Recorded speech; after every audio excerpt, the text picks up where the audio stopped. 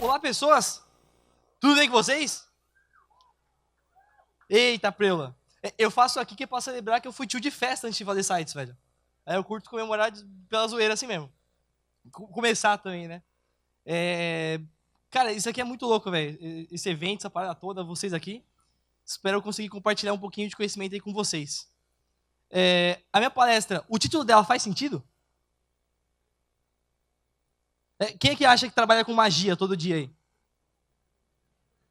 Eu tenho certeza que a mãe de vocês também acha. Porque a minha, velho, pra ela eu sou o Harry Potter. Bom, eu tô meio diferente da foto, porque, sei lá, nessa foto eu tava com 18, eu tô com 20 agora. Então, o mega presente de aniversário pra mim tá aqui também, velho. Porque mês que vem eu faço 21. Mas, enfim, bora falar do que interessa. Antes disso, na verdade, fala um pouquinho da minha pessoa também. Eu trabalho na Kaelon. Quem aqui conhece a Kaelon? Só pra eu ter uma média, assim? Boa. E quem aqui sabe que a Kaelon é do mesmo grupo que a Alura? Então vocês estão informados. Beleza? Então, gente, eu trabalho dando aula. Eu dou aula de JavaScript, tudo que tem JavaScript na Kaelon. Então, pega curso de Node, de React, de Angular, porrada de coisa lá. E, além de dar aula, eu também trabalho. É que tem a galera que às vezes fala, você dá aula ou você trabalha? O que você faz a mais? Então, eu mexo bastante no hipsters.tech e no Like a Boss. São dois podcasts que a gente tem lá na Kaelon e eu sou o menino do site que cuida dessa parada aí, junto com o Yuri lá e o pessoal. E, enfim, essa é mais para falar um pouquinho sobre onde eu trampo agora. Mas, enfim, eu dou aula de tudo que tem JavaScript lá, curto pra caramba JavaScript. Mas essa tal que ela começa com onde eu trabalhava. Eu trabalhava numa agência de publicidade. Quem trabalha em agência aqui? Agência é um bagulho muito louco, velho. A agência, se a gente for pegar pra olhar, pra mim é representado nesse GIF aqui, ó. Você tá trabalhando pra caramba lá, velho, e tem umas loucuras. Eita. Tem umas loucuras acontecendo. Tem uns bagulho atrás e a pessoa lá, tem que trabalhar, tem que fazer uns bagulho aqui. E, cara, era bem legal, porque nessa agência, eu fazia site que era simples, que era só você botar um bootstrap e ele funcionava. Eu fazia site que era um pouquinho mais complexo. Tinha umas animação, tinha umas interação, você clicava, os bagulho desenhava. E tinha site que era tão complexo que era como se unicórnios cruzassem com arco-íris na tela do usuário. Era uma parada bem, bem loucura, assim. E para fazer site complexo, velho, você tem que ter CSS na veia. Se você não souber CSS ou se você ficar só chutando ali, provavelmente vai ter uma hora que você vai falar, eita, o que eu estou fazendo agora? Meu Deus do céu. Você fica com aquela dúvida, né? Display inline, display block, float. Tá. Então é o seguinte, CSS no geral, para a maioria das pessoas, é tentativa e erro. Você coloca lá, display block. Putz, não deu certo. Aí você, inline block. Aí ufa, mal tá perto. Aí quando você acha o flex e você vê que o flex deu certo, você põe important, que é para ninguém mexer nesse layout. Todo mundo fala que é para não usar important, mas todo mundo usa important. Beleza? E por que a gente chuta CSS? Porque, meu, a gente vê lá, pô, é o visual, é caixinha, pega o layout e transforma nisso aí. A gente chuta porque parece fácil. Então, para tentar mostrar que talvez CSS seja um pouquinho mais complexo do que parece, eu vou desafiar vocês. Eu quero ver se vocês conseguiriam dar uma solução para um problema tipo esse aqui. Quem é que já teve que fazer um border radius invertido? E quem conseguiu fazer? Olha, ele tem uma solução ali. Ó. A gente pode conversar depois. Para quem está mais no fundo e não deu para ver, é essa desgraça aqui. Ó. Esse border radius que ele é meio estranho. Beleza? Eu vou avançar para o próximo slide e a ideia é falar que é o seguinte. Na web, tudo são quadrados. Por mais que a gente ache que tem círculo, tudo é um quadrado. O que a gente faz para emular um círculo é botar um border radius. Então você põe um border radius e você entorta o elemento, certo? Ou seja, se o radius positivo faz esse efeito, como que a gente faria esse efeito aqui? Faz sentido ser uma parada tipo negativa assim? Faz sentido, não faz? Se o positivo entorta para fora, o negativo faz para dentro. Só que não é bem assim que funciona. Para mostrar, eu deixei até um gifzinho aqui, ó. Tá rolando ali, quando tá positivo ele mostra e quando tá negativo ele caga para você. Aí tá. Sempre que a gente não consegue fazer alguma coisa, o desenvolvedor gosta de falar que ele tem uma solução alternativa, que também é conhecida como gambiarra. E, normalmente, a gambiarra mais comum é usar uma imagem para fazer alguma coisa. Eu fiz essa atrocidade, ó. Eu botei uma imagem PNG que simula aquele cantinho. Mas isso aqui era na época que, mano, tinha 3 meses que eu fazia site. Eu não tinha ideia nem que o Border Raids existia.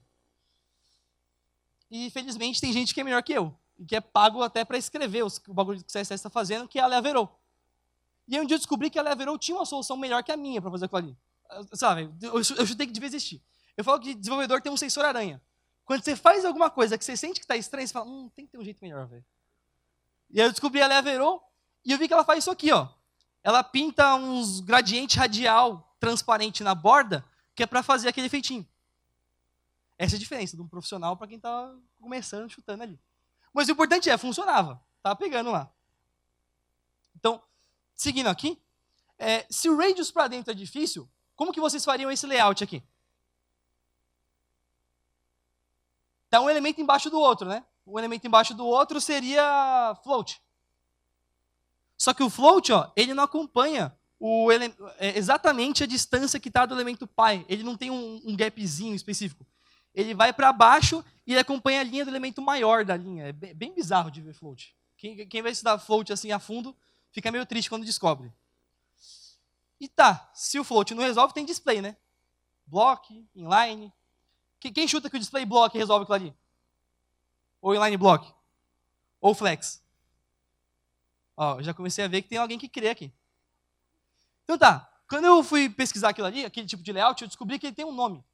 É Masonry, o nome daquele layout. Alguém já chegou a ouvir falar de Masonry aqui? Boa, tem uma galerinha já.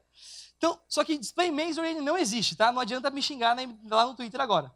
Pô, Display Masonry não existe. Não existe mesmo, não. O que existe é uma lib JavaScript que é muito boa. Cara, eu descobri que tem galera que faz TCC em cima do cálculo para fazer esse bagulho. É mó loucura. Dá uma procurada no Google depois. E, enfim, essa lib aqui, ela faz o comportamento que a gente esperava que o float fizesse. Quando ensinam float, sempre falam que ele faz isso aqui, mas ele não faz. É o Masonry que faz. E para conseguir fazer esse comportamento, basicamente você passa um elemento pi de alguma lista de elementos, roda lá um JavaScript em cima dele e define o tamanho das colunas que você vai ter lá no seu layout. E ele faz esse efeitinho aqui. Tá bonito, tá bacana. Só que é o seguinte, sempre que a gente está fazendo uma parada via JavaScript, dá uma olhada que ele faz vários position absolute, left, top. Ele tem que calcular como cada um dos elementos vão ficar em relação uns aos outros. E, mano, isso aí é JavaScript rodando na tela do seu usuário. Você podia estar fazendo alguma animação, mas você está montando o layout para ele com o Masonry. E aí, do mesmo jeito que eu descobri a Leaverol, eu trabalho com um cara chamado Arthur Diniz. E a galera fala que eu e ele tem um jeito meio peculiar de ver o mundo, e é real, velho, ele tem um jeito peculiar. Tanto que ele viu que naquele layout do Masonry ali, dava para fazer com um Flexbox. Ele fazia umas magias com o Flexbox ali, ó, botava as 4 propriedades, fazia os ajustes e funcionava. Só que tem um problema. Como não é via JavaScript, que faz o cálculo o tempo todo, se você mudar o height da página, caga. Se você botar um item a mais na lista, ele zoa também. Então não é automático, beleza? Tentar emular esse comportamento visual, que não é algo padrão do CSS, vai ser meio difícil. Sempre que a gente tenta fazer algo que não existe no CSS, é meio bizarro de fazer. E o Masonry, ele só existe porque quando o CSS não atende, a gente tenta fazer algum polyfill via JavaScript. Passar uma massa corrida ali na página e ver se funciona. Ou a gente faz a gambiarra CSS. Tem gambiarras bonitas, gambiarras feias. No geral, a gente sempre tenta entregar, né? Se não entregar, você não paga os boletos. E tá, se o Masonry já é difícil fazer, quem é que usa grid layout? Até fazendo um pareamento aí com a palestra que teve de manhã. Então, a Ada pegou e falou que, o grid layout é quase um framework, né? Eu acho que todo mundo que viu o grid layout viu esse grid garden aqui em algum momento. Então é o seguinte, o grid layout está com suporte bacana hoje, dá para usar assim, mas se você for dar suporte para um IE da vida, você pode sofrer. A treta do grid é que ele tem uma porrada de propriedade. Ou seja, se você quiser fazer aquilo ali rodar num IE da vida, Como que você vai fazer para emular cada uma daquelas propriedades via JavaScript? Você vai ter que pegar umas classes, adicionar um elemento e fazer com que cada uma dessas propriedades aqui virasse uma classe CSS, vai ficar meio inferno de gerenciar. E é o seguinte, além de ter que gerenciar tudo isso, a gente vai ter que monitorar e fazer emulação. Vai ser algo mais ou menos o Masonry. Só que como o grid layout ele implica na página inteira, eu acho que é difícil, beirando impossível, fazer um polyfill JavaScript para fazer o grid layout funcionar. Beleza? E quando eu parei de fazer essas contas e fiquei analisando, eu fiquei, meu Deus do céu, velho. Não vai dar para resolver esse bagulho. Vai ser impossível fazer essa parada. Sem contar que, sempre que a gente tem muito código JavaScript executando na página do usuário, a gente está bloqueando a renderização da tela. Então, se tem um JavaScript muito pesado, você está rodando enquanto o seu usuário está scrollando a página, você vai ver que vai dar umas engasgadas muito loucas lá. Certo? Então é o seguinte, por que isso é assim? Alguém já se perguntou, por que o CSS é esse bagulho meio ingrato? Você acha que a coisa é de um jeito, aí você chuta e não é? Quem já postou pra essa dor assim? Ó, quem não levantou a mão, tá com vergonha de levantar a mão. Então é o seguinte, o CSS é assim porque CSS é uma mistura de coisas que faz mágica, velho. Você junta lá as propriedades e para conseguir emular o que a gente não tem por padrão na web, a gente tenta fazer gambiarra. No máximo a gente faz funcionar e tá bom. Consegue entregar a parada e segue vida. Por padrão no CSS, ensinam pra gente que uma propriedade faz alguma coisa, tipo um border radius, e ele faz. A gente só aceita que ele faz. A gente não sabe o que está acontecendo por debaixo dos panos. Quem aqui é engenheiro de browser? Se tivesse alguém, ia falar, vamos bater um papo depois. Eu também não sou, tá? Eu só estou levantando a bola aqui. O máximo que a gente sabe sobre como o browser faz o CSS aparecer na tela, ou converter ali e tudo mais, é a Pixel Pipeline. Que são as etapas que o browser tem que fazer para desenhar um pixel na tela do usuário e montar as coisas que você está fazendo ali na interface. Beleza? Então, já que o máximo que a gente sabe é isso, para o browser renderizar algo tipo Masonry, dá um trabalhinho. Ele tem que rodar um JavaScript que pode ser pesado ou não, depende de como está otimizado lá. Mas esse JavaScript que está rodando, ele pode travar a sua página. Quem é que já viu esse gifzinho do Sérgio aqui? Eu roubei dele, fortemente, assim. Então, assim, esse testezinho aqui eu vou até deixar disponível para vocês depois. Se você botar um console log rodando 5.000 vezes, é que ali eu fui bem grotesco, tá? Porque não deu para simular direito aqui. Mas qualquer JavaScript que rode muito, ó, o GIF está rodando, mas a animação está travando. Ó. Se eu clicar no botão e botar o console log, ele congela tudo. Então, sempre que o JavaScript demora muito, ele não deixa a página recalcular os estilos, definir o layout, mudar o paint e montar a tela como um todo. Somente os engenheiros de browser sabem o que acontece ali por debaixo dos panos. Beleza? Até hoje. Hoje não, desculpa, tá errado. Até o Houdini CSS. Beleza? O Houdini CSS, ele é um conjunto de especificações que estão surgindo aí na web para facilitar a gente conseguir estender as propriedades visuais do browser e trabalhar melhor com CSS e várias coisas. A Ada até já deixou vocês com o olhinho brilhando aí de manhã, com aquele bagulho rodando loucamente aí. Seguindo aqui, tem muita coisa para falar. E se fosse para falar de tudo, eu ia ter tipo uma Houdini CSS Conf. Então, para não ficar o dia inteiro falando, eu escolhi duas que foram as que eu mais trabalhei junto com elas e as que eu mais achei legal e o efeito visual delas é bem bacana. Que é a Layout API e a Paint API. Então é o seguinte, um dos problemas que essas specs tentam resolver é que sempre que a gente tenta emular um comportamento visual via JavaScript, a gente tem um JavaScript que está rodando na main thread. E esse JavaScript que roda na main thread, ele vai consumindo o processamento ali do usuário e ele vai atrasando a renderização da página, se for muito pesado. Qual que é a sacada para a gente conseguir driblar isso aqui? Se a gente está rodando o código na main thread, para não atrapalhar esse processo, a gente deveria usar um worker. O worker ele roda fora da main thread e não tem acesso ao DOM. O worker mais comum que a gente ouve falar é o service worker. Quem aqui tem PWA em produção aí? Bom, então é o seguinte, o código que intercepta os requests, ele não está conflitando com os outros códigos JavaScript que executam na sua página. Essa é a sacada do Service Worker. Para lidar com as coisas visuais e permitir que a gente possa estender as paradas, então aqui seria o código do Service Worker, né? Para registrar o arquivo, para ele rodar lá interceptando requests. Mas para estender o visual, a gente tem os worklets. Que é como se fosse um worker, só que menorzinho ali. específico para lidar com essas coisas mais visuais do CSS. Então, ó, se a gente for bater uma olhada aqui, ele funciona do mesmo jeito. Ele não tem acesso à main thread e ele não tem acesso ao DOM da página. Porém, sem acesso aos elementos do DOM, ele consegue fazer manipulação visual. E a dúvida que fica é, mano, como é que a gente vai manipular os elementos da página se a gente não tem acesso ao DOM? Aí começa a ficar meio bizarra a parada. Então, qual que é a sacada aqui? A Layout API e a Paint API, basicamente, vai ser a abertura das portas da parte mais bizarra que tem dentro do browser. A gente vai ter acesso a conseguir registrar um código JavaScript que vai rodar na etapa de Layout e de Paint do browser. Então, nesse formato, a gente vai conseguir interceptar como que o browser faz o elemento renderizar na tela. O bagulho é muito ciência de foguete, velho. E aqui, ó, se o Service Worker intercepta os requests, quando a nossa página faz os requests lá e tudo mais, o que o Paint Worklet faz é basicamente isso. Você vai registrar um código que vai rodar na etapa de Paint do browser ali.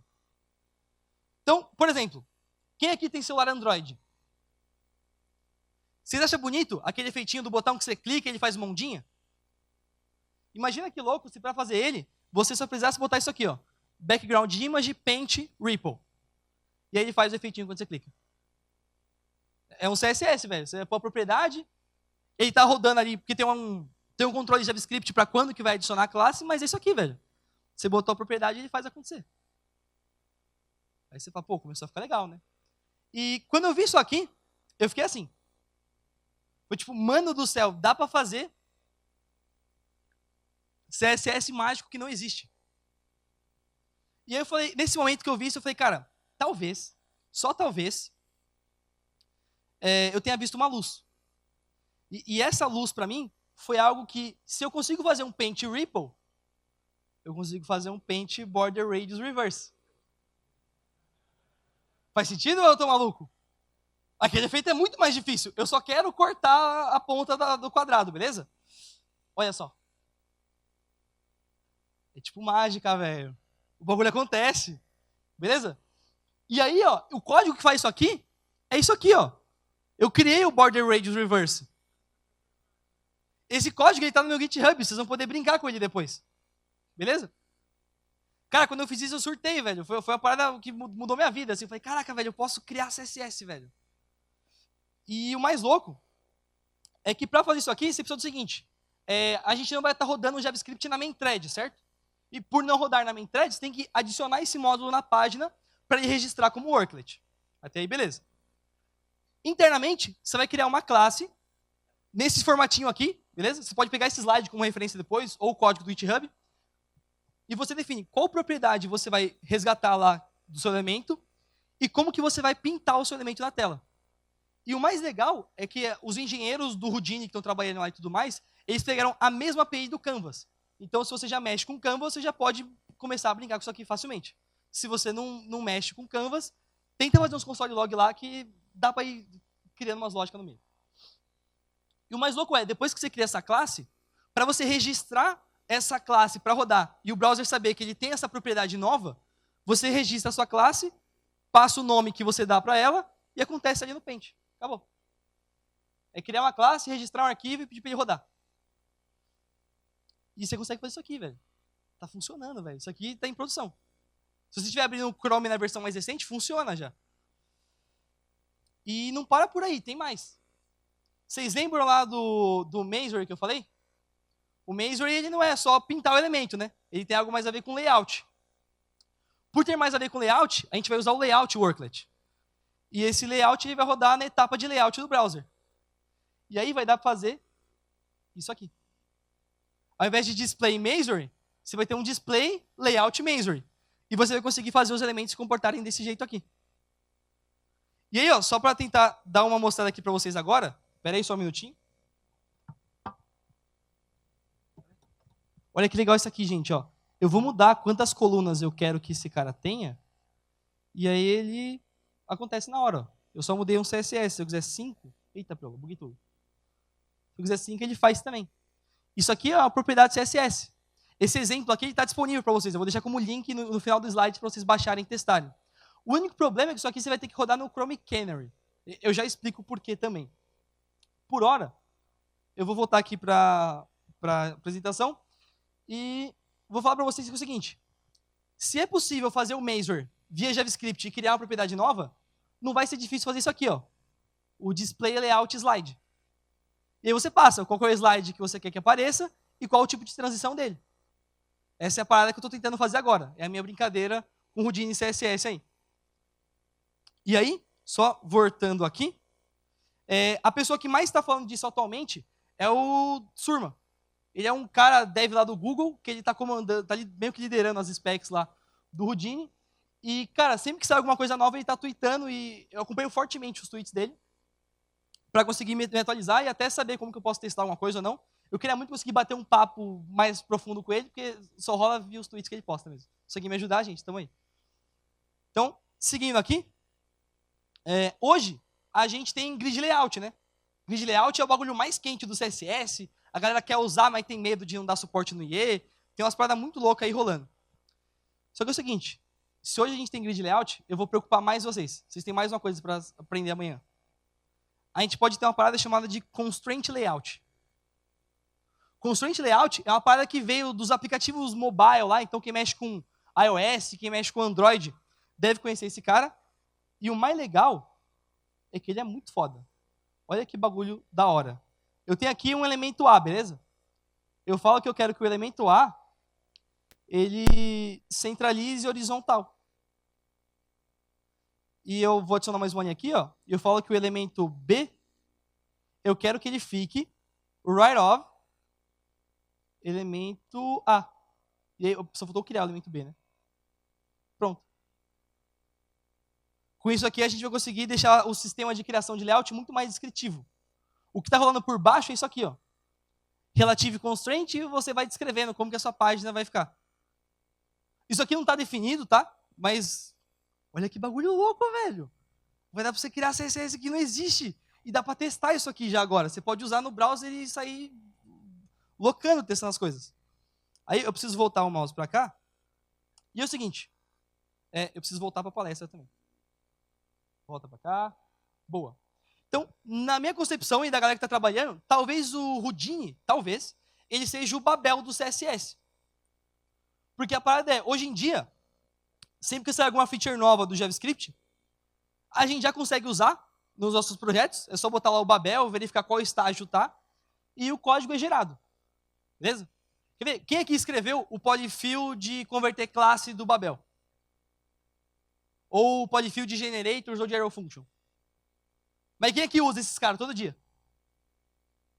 Beleza? A parada é essa. Provavelmente não vai ser a gente, ou sei lá, não vai ser você ou você, que vai criar as paradas lá do Houdini. Mas tem gente muito forte interessada em criar essas paradas e conseguir testar o que pode vir de novo para a web. A gente vai conseguir meio que ter um pré-teste antes de começar a botar em produção e virar uma propriedade oficial. Beleza? Você pode começar a brincar em casa e testar e sugerir isso para alguém ou montar um grupo e tentar fazer. Basicamente, o cenário é a parada da incompatibilidade que a gente sofre com o CSS pode morrer depois do Houdini. Então, o dia que todos os browsers implementarem o Houdini, provavelmente, se você quiser usar alguma feature, você só vai adicionar o arquivo JavaScript que faz ela rodar. E o mais legal é que vai ser um rodar de verdade. Não vai ser um JavaScript tentando fazer position para tentar calcular as coisas. Você vai realmente botar um código que roda na etapa certa do browser sem travar a main thread do usuário. É tipo, é muito louco, velho. E a única parte triste disso aqui, beleza? É que o Houdini, ele tá caminhando ali. Beleza? Então o suporte dele não tá bom? Não tá bom. Mas a gente pode sonhar. Beleza? O legal não é que ele vai estar funcionando agora.